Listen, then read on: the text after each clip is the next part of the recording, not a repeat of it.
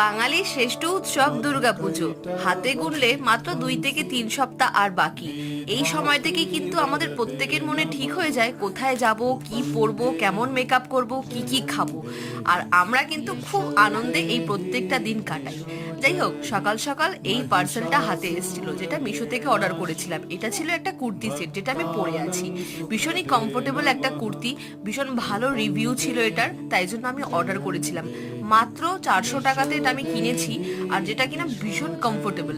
যেহেতু বাচ্চা আমার এখন অনেক ছোট, মাত্র 4 মাস, তাই জন্য আমি এখন এরকম লাইট ওয়েট ড্রেসই ক্যারি করছি।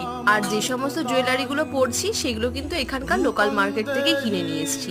যাই হোক, আজকে তোমাদের ভিডিওটা কেমন লাগলো অবশ্যই জানিও। আর যারা যারা মহাষষ্ঠীর লুকটা দেখোনি অবশ্যই দেখে নিও।